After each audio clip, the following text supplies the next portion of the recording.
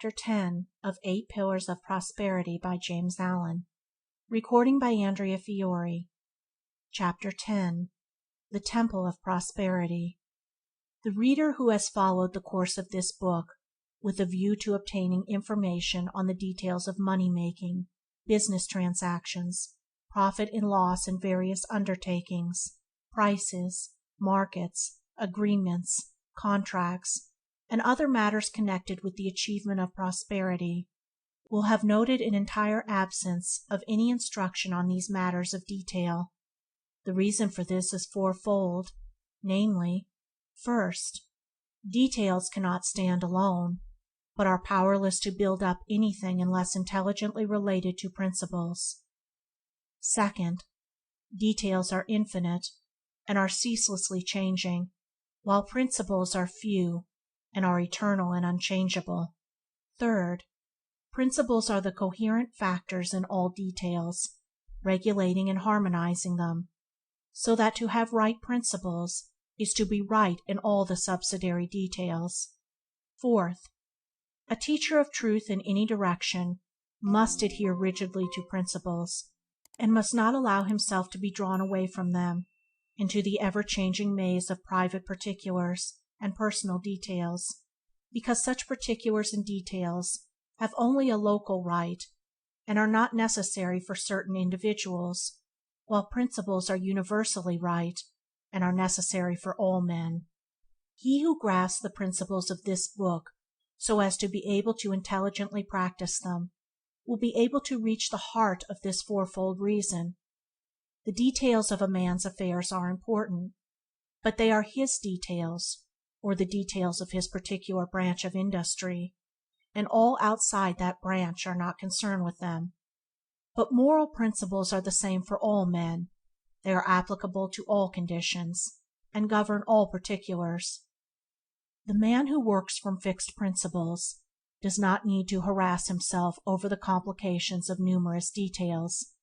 He will grasp, as it were, the entire details in one single thought, and will see them through and through, illumined by the light of the principle to which they stand related, and this without friction, and with freedom from anxiety and strain.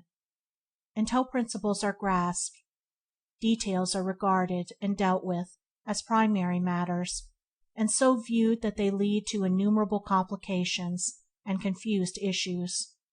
In the light of principles, they are seen to be secondary facts, and so seen, all difficulties connected with them are at once overcome and annulled by a reference to principles. He who is involved in numerous details without the regulating and synthesizing element of principles is like one lost in a forest, with no direct path along which to walk amid the mass of objects. He is swallowed up by the details, while the man of principles contains all details within himself. He stands outside them, as it were, and grasps them in their entirety, while the other man can only see the few that are nearest to him at the time. All things are contained in principles. They are the laws of things, and all things observe their own law. It is an error to view things apart from their nature. Details are the letter of which principles are the spirit. It is as true in art, science, literature, commerce, as in religion, that the letter killeth, the spirit of giveth life. The body of a man, with its wonderful combination of parts, is important, but only in its relation to the spirit. The spirit being withdrawn, the body is useless and is put away.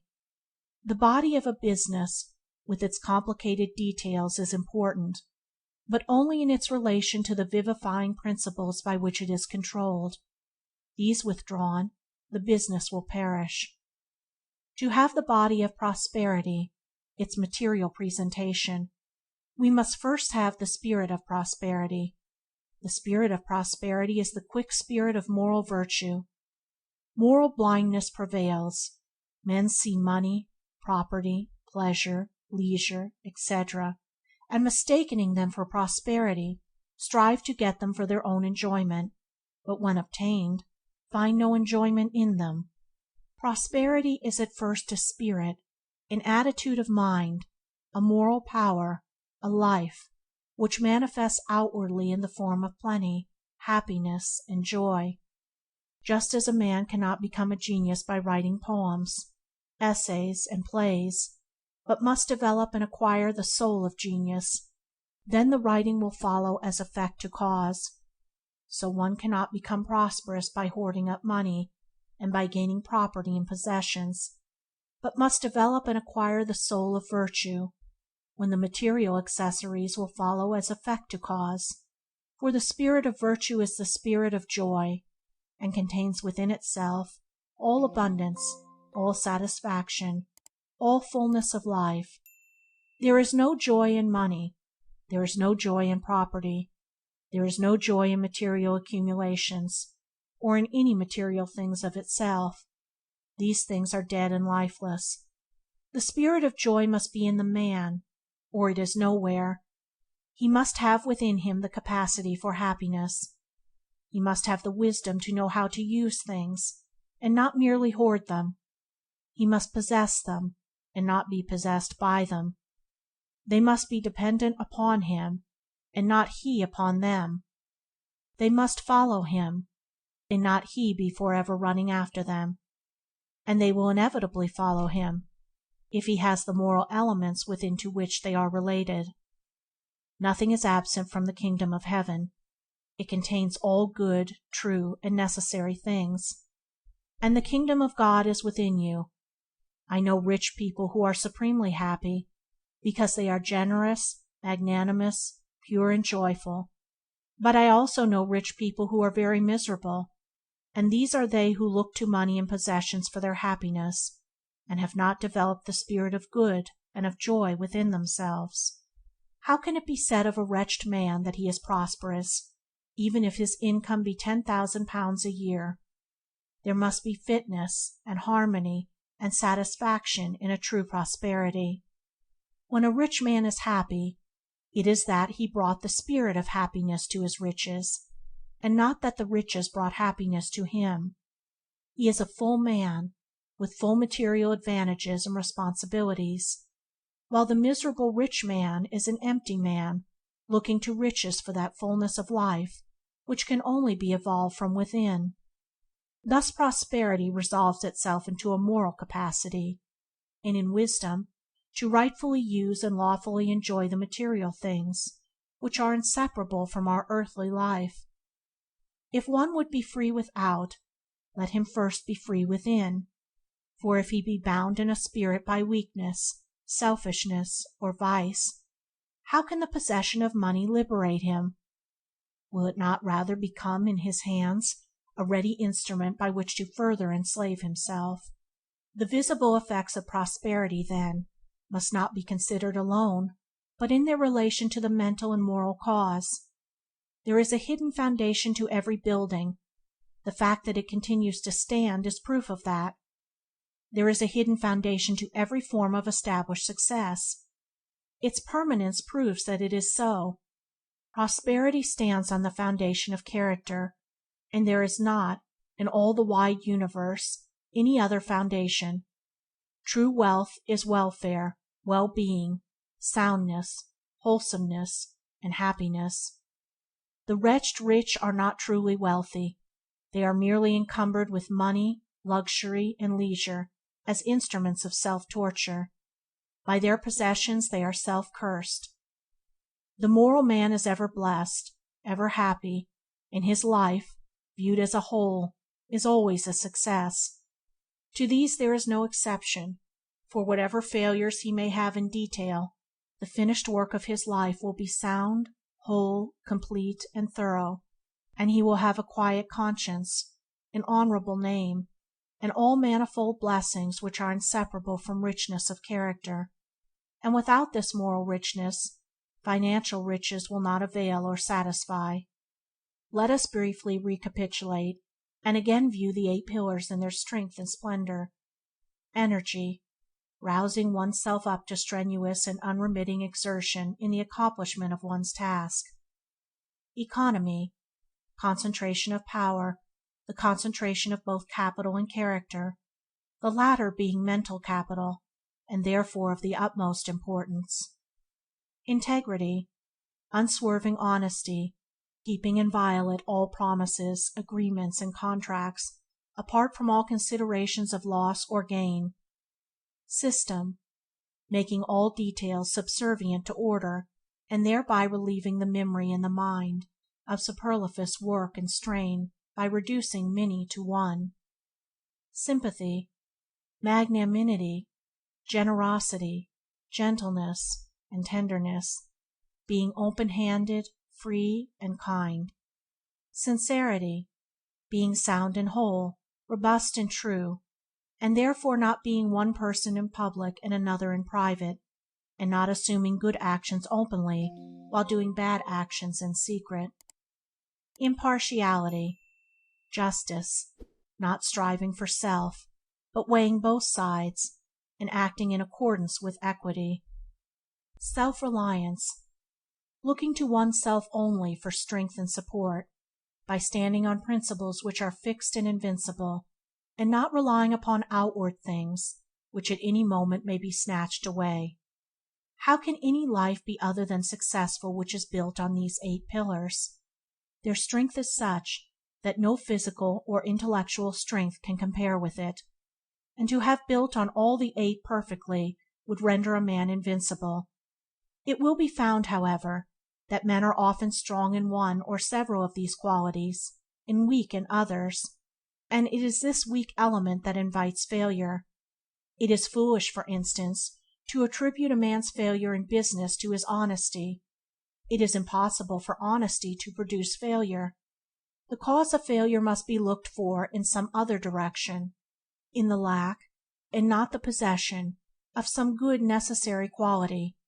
Moreover, such attribution of failure to honesty is a slur on the integrity of commerce, and a false indictment of those men, numerous enough, who are honorably engaged in trade. A man may be strong in energy, economy, and system, but comparatively weak in the other 5. Such a man will just fail of complete success by lacking one of the 4 corner pillars, namely, integrity. His temple will give way at that weak corner, for the 4 pillars must be well built before the temple of prosperity can stand secure. They are the first qualities to be acquired in a man's moral evolution, and without them the second 4 cannot be possessed. Again, if a man be strong in the first 3 and lack the 4th, the absence of order will invite confusion and disaster into his affairs, and so on with any partial combination of these qualities, especially the first 4, for the second 4 are of so lofty a character that at present men cannot but possess them, with rare exception, in a more or less imperfect form. The man of the world, then, who wishes to secure an abiding success in any branch of commerce, or in any one of the many lines of industry in which men are commonly engaged, must build into his character, by practice, the first 4 moral pillars. By these fixed principles he must regulate his thought, his conduct, and his affairs, consulting them in every difficulty, making every detail serve them, and above all, never deserting them under any circumstance to gain some personal advantage or to save some personal trouble, for so to desert them is to make one's self vulnerable to the disintegrating elements of evil, and to become assailable to accusations from others. He who so abides by these 4 principles will achieve a full measure of success in his own particular work, whatever it may be. His temple of prosperity will be well built and well supported, and will stand secure.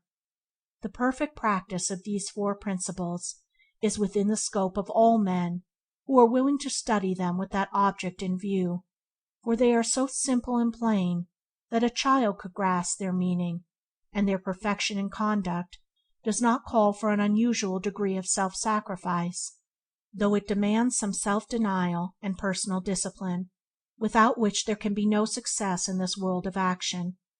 The second 4 pillars, however, are principles of a more profound nature, are more difficult to understand and practice, and call from the highest degree of self-sacrifice and self-effacement. Few, at present, can reach the detachment from the personal element which their perfect practice demands, but the few who accomplish this in any marked degree will vastly enlarge their powers and enrich their life, and will adorn their temple of prosperity with a singular and attractive beauty which will gladden and elevate all beholders long after they have passed away. But those who are beginning to build their temple of prosperity in accordance with the teaching of this book must bear in mind that a building requires time to erect, and must be patiently raised up, brick by brick and stone by stone, and the pillars must be firmly fixed and cemented, and labor and care will be needed to make the whole complete. And the building of this inner mental temple is none the less real and substantial because invisible and noiseless, for in the raising up of his, as in the raising of Solomon's temple, which was 7 years in building, it can be said, there was neither hammer nor axe, nor any tool of iron heard in the house, while it was in the building.